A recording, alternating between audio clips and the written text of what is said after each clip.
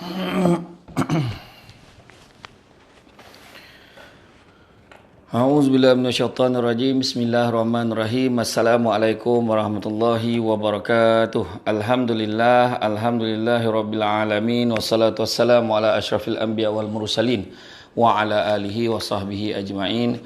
Subhanaka la ilma lana illa ma 'allamtana innaka antal alimul hakim. Rabbi shrah li sadri wa yassir li amri wa hlul 'uqdatam min lisani yafqahu qawli. Alhamdulillah. Syukur kepada Allah Subhanahu Wa Taala kerana dengan limpah dan izinnya dapat kita berkuliah bersama-sama pada pagi ini, tuan-tuan dan puan-puan sekalian, kerana seperti biasa untuk menyambung kuliah ilmu kita Taman Syurga Maya, iaitu yang kitab Mukasyafatul Qulub daripada Imam Al-Ghazali, ya, daripada Imam Al-Ghazali, yang mana kita akan sambung pada bab 19, iaitu khusyuk dalam solat, khusyuk dalam sembahyang. Jadi apapun, sekali lagi saya ucapkan terima kasih banyak di atas pertamanya sumbangan daripada semua kepada Yayasan Haji Ismail. InsyaAllah hari ini kita akan menyempurnakan satu bantuan kepada seorang sahabat kita yang dalam keadaan yang runcing dan perlu dibedah secara serta-merta akibat daripada kanser usus. Jadi bayangkanlah, kansernya telah pun, orang kata ususnya itu sendiri daripada lebih kurang usus manusia 27 meter telah pun dipotong beberapa kali setelah operate 4 meter, tuan-tuan dan puan-puan sekalian. Jadi kita cuba meringankan bebannya kerana pembedahan ini memerlukan kos yang agak besar. Jadi kita akan ringankan dengan sedikit bantuan berdasarkan sumbangan-sumbangan yang telah tuan-tuan dan puan-puan berikan. Kita bantulah sikit, tuan-tuan dan puan-puan sekalian, kepada sahabat ni. Jadi insyaAllah nanti saya akan huraikan di dalam Facebook, namanya apakah kesulitan-kesulitannya, apakah yang telah dialami, untuk memberikan semua pemahaman tentang apa yang kita lakukan, kenapa kita bantu, kita akan fahamkanlah. Dan begitu juga tuan-tuan sekalian, saya menerima banyak permohonan-permohonan untuk sumbangan. Jadi insyaAllah kita cuba letakkan keutamaan-keutamaan, mana kita akan bantu, mana kita berikan keutamaan terlebih dahulu, insyaAllah. Jadi tuan-tuan dan puan-puan yang dikasihi sekalian, kita sebut dalam riwayat pada satu hari Jibril AS kepada Nabi SAW, saya berkata, Rasulullah, kulihat malaikat di langit berada di atas permaidani, dikerumuni oleh 70,000 malaikat berbaris dengan memujinya. Namun kini kulihat dia di atas gunung Qaf, pecah sayapnya dan menangis. Ketika melihatku, ia berkata, dapatkah kau tolong aku? Kutanya, apa salahmu? Ia berkata, aku sedang berada di atas permaidani di malam Mi'raj. Muhammad SAW lalu sedang berada di atas permaidani. Muhammad SAW lalu di hadapanku, namun aku tidak berdiri menghormatinya. Maka Allah menyeksaku dengan seksa ini dan menempatkanku di tempat seperti ini yang kau lihat ini. Jibril AS berkata, lalu aku menghadap Allah memohon agar dia ditolong. Allah berkata, wahai Jibril, katakan padanya, bacalah selawat pada Nabi Muhammad SAW. Dan dia pun membaca selawat sehingga Allah mengampuninya dan menumbuhkan sayapnya semula. Tuan-tuan dan puan-puan sekalian, amalan hamba yang diperiksa pertama kali di akhirat adalah salat. Jika sempurna, diterimalah ia dan seluruh amalnya. Jika ternyata kurang, ditolak ia dan seluruh amalnya. Rasulullah SAW bersabda, salat wajib itu ibarat timbangan. Siapa menyempurnakan akan mendapat balasan. Yazid Ar-Ruqashi berkata, salat Rasulullah SAW itu tepat seperti ditimbang. Maknanya Rasulullah itu perfect, sempurna.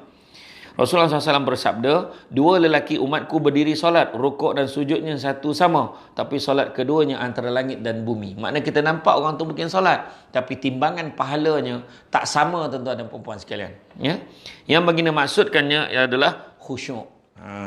Rasulullah SAW bersabda, Allah tidak memandang akan hamba yang tidak tegak antara rukuk dan sujudnya. Maknanya tak betul-betul kata solat. Maknanya fokus kepala otak kita bila semayang tu, kalau tak fokus kepada Allah Ta'ala, kita tak menghadap Allah betul-betul, kita tak letakkan hati, tak pusatkan hati dan ingatan kita kepada Allah, tuan-tuan dan puan-puan, maka salat kita akan jadi sia-sia. Baginda bersabda juga, siapa salat tepat waktunya, menyempurnakan wuduk, rukuk dan sujud serta khusyuk, naiklah salat itu bagai telur kuning dan berkata, semoga Allah menjagamu sebagaimana engkau menjagaku.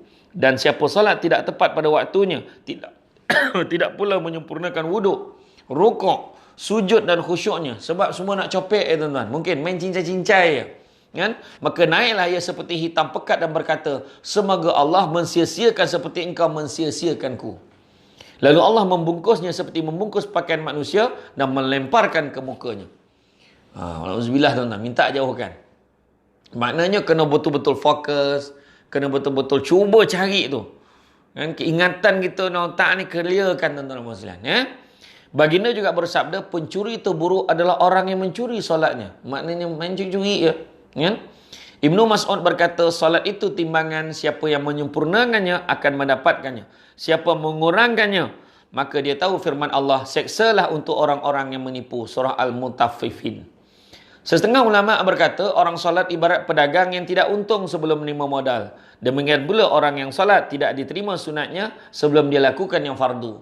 Abu Bakar radhiyallahu anhu berkata, jika datang solat, berdirilah ke neraka Tuhanmu yang kau nyalakan lalu kau padamkan.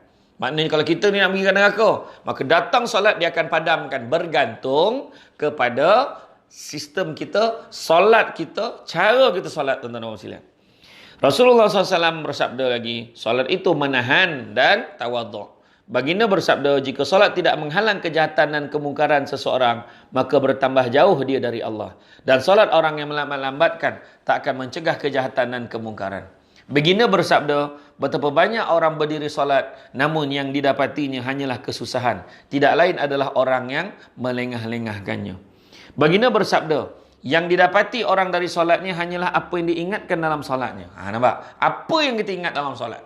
Ingat Allah, ingat benda lain, ingat kerja, ingat benda yang tak siap lagi, ingat benda-benda dunia. Fikirkanlah. Ingatkan loan kereta dah lulus ke belum? Ingatkan duit ada berapa dalam bank? Maka tuan-tuan dan puan sekalian, itulah dia. Solat itu adalah apa yang diingatkan. Apa yang kita ingat dalam kepala kita. Ahlul Ma'rifah berkata, solat itu ada 4 hal. Melaksanakan beserta ilmu, berdiri dengan malu kepada Allah, melakukannya dengan mengagungkan, dan apabila selesai sembahyang merasa takut kepada Allah. 4 saya ulang balik. Solat itu ada 4 perkara. Pertama, melaksanakan dengan ilmu, bukan main belasah tuan-tuan. Kena belajar kalau tak tahu. Berdiri dengan malu kepada Allah. Malunya ni nak sembah Allah ni, kan? Banyak dosa, banyak masalah. Yang ketiga, melakukannya dengan mengagungkan Allah, membesarkan Allah dalam salat itu. Dan yang keempatnya, menyelesaikan apabila selesai sembahyang merasa takut kepada Allah. Seorang syekh berkata, jika hati belum khusyuk, maka rosaklah salatnya. Rasulullah SAW bersabda, di syurga ada sungai yang disebut Afyah. Di situ banyak bidadari yang diciptakan Allah dari za'faran. Mereka mandi dari air permata dan yakut, bertasbih dengan 70,000 bahasa, dan suaranya lebih merdu dari suara Nabi Daud AS. Mereka berkata, kami adalah untuk orang-orang yang salat dengan khusyuk dan hudur. Maka Allah berkata, ku tempatkan ia di rumahku dan ku berikan untuk tamuku. Dirawikan bahawa Allah memberi wahyu kepada Nabi Musa AS, wahai Musa, jika engkau mengingatiku, aku mengingatimu. Jika engkau hendak mengingatiku, hendaklah khusyuk dan tamakninah serta lisanmu di belakang hatimu. Jika berdiri di hadapanku, berdirilah bagai hamba yang hina, serta munajatlah padaku dengan hati yang takut dan lisan yang benar. Dirawikan Allah memberi wahyu padanya, katakanlah pada umatmu yang derhaka, barang siapa mengingatiku, aku mengingatnya dengan laknat. Ini adalah untuk orang yang derhaka dan lupa. Setengah sahabat radhiyallahu anhu berkata, pada hari kiamat manusia dihimpun menurut tamakninah, khusyuk, nikmat dan lazatnya dalam salat. Pernah Nabi SAW melihat lelaki bermain dengan janggutnya ketika salat. Lalu Nabi SAW bersabda, jika khusyuk hatinya, maka khusyuklah anggota badannya. Dan baginda bersabda, barang siapa tidak khusyuk hatinya, maka ditolak salatnya. Ketahuilah, Allah memuji orang-orang yang khusyuk dan tawaduk dalam banyak ayat di dalam Al-Quran. Antaranya surah Al-Mu'minun ayat 2 yang berbunyi, mereka yang khusyuk dalam sembahyangnya. Surah Al-Am ayat 27, sedang mereka itu memelihara solatnya. Surah Al-Ma'arij ayat 23, yang mereka itu berkekalan melakukan solat. Dikatakan bahawa ramai yang solat tapi solat dengan khusyuk amat sedikit. Yang mengerjakan haji banyak tetapi mendapat haji yang mabrur sedikit. Yang alim banyak, hanya yang mengamalkan ilmunya sedikit. Salat itu tempat tunduk, tawaduk dan khusyuk, dan itu adalah alamat ibadah kita diterima. Sebenarnya sah dan diterima masing-masing ada syarat. Syarat-syarat sah harus memenuhi rukun dan syarat diterima haruslah khusyuk. Seperti yang disebutkan dalam surah Al-Mu'minin ayat 1 hingga 2, dan dalam ayat lain Allah juga berfirman, Allah hanya menerima dari orang-orang yang bertakwa. Surah Al-Maidah ayat 27. Telah bersabda Rasulullah SAW, siapa yang salat 2 rakaat hatinya benar-benar ingat pada Allah, maka keluarlah dari dosa-dosanya seperti hati yang dilahirkan ibunya. Yang melengahkan salat hanyalah bisikan yang merasakan dirinya sibuk. Ini mesti dihindarkan.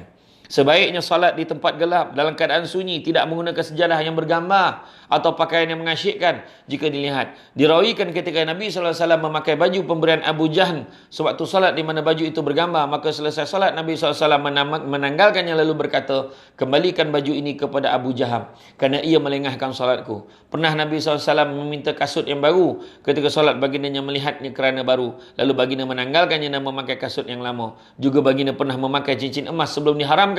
Di mimbar baginda terpandangnya, maka baginda berkata, ini telah melengahkan pandanganku.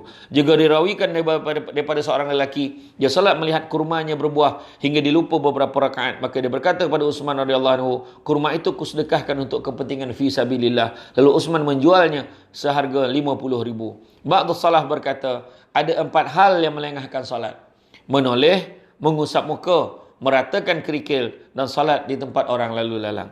Telah bersabda Rasulullah SAW, Allah SWT memandang orang salat selamanya tidak menoleh. Dia 4 perkara melengahkan. Pertama, sembahyang tu dia menoleh. Yang keduanya, tuan-tuan, dia mengusap muka. Sibuk mengusap muka, nak ngosok. Sehingga menatakan kerikil. Kaki dia tu nak betulkan. Sebab orang dulu sembahyang kat atas tanah, tuan-tuan. Kan? Yang nak mengatakan apa benda macam kita. Sekarang mungkin mengatakan kapet tu ada tu bertimbul kat kain apa ni, bonang kapet tu katnya. Lepas tu begitu juga tempat orang lalu lalang. Lekor dan tengok orang lalu lalang ramai. Pula orang lalu ni. Contoh kan. Jadi dalam Taurat tertulis, hai cucu Adam, jangan lemah berdiri solat sambil menangis. Aku Allah dekat di hatimu dan dekat dengan gaib kamu melihat nurku. Dirawikan bahawa Umar bin Khattab radhiyallahu anhu berkata di mimbar, ada lelaki tua dipertanyakan Islamnya, dia tidak menyempurnakan solatnya. Ditanyakan, bagaimana demikian? Umar berkata, dia tidak menyempurnakan solat dengan khusyuk, tawaduk dan menghadapnya kepada Allah dalam solat.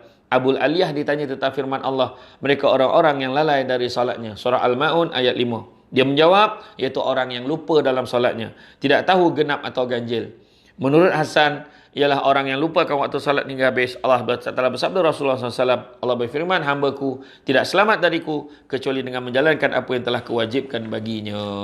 Tuan-tuan dan puan-puan sekalian, itulah saja tajuk kita pada pagi ini. Bagi menyambung kuliah seperti biasa, alhamdulillah, syukur. Jadi tuan-tuan dan puan-puan sekalian, komen hari ini, alhamdulillah, terima kasih banyak semua. InsyaAllah, terima kasih banyak semua atas doa-doa selamat pagi semua. Betul. Jadi tak banyak soalan pagi ni tuan-tuan dan sekalian. Okey. Jadi insyaAllah tuan-tuan dan sekalian, ni kepada siapa ni, Puan Hasliza, sama-sama kita doakan. Tuan-tuan dan sekalian, minta doakan banyak-banyak kan kepada. Ni minta doa apa ni?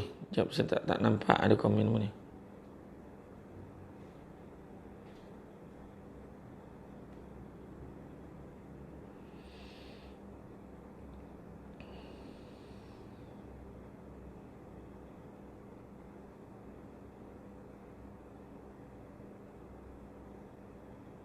Oh, mohonkan doakan anak saya tamat latihan. InsyaAllah sesama kita doakan. Jadi tuan-tuan dan puan nampaknya tak ada soalan-soalan yang pelik-pelik, tak ada. InsyaAllah tuan-tuan dan puan sekalian, kalau tak ada apa-apa aral, InsyaAllah dengan izin Allah, esok kita akan sambung bab 20, iaitu ghibah. Ghibah, mengumpat dan memfitnah. Jadi besok jangan lupa ya. Temu janji kita kuliah pagi. Kuliah pagi kita tak buat awal sangat, kita buat pukul 7.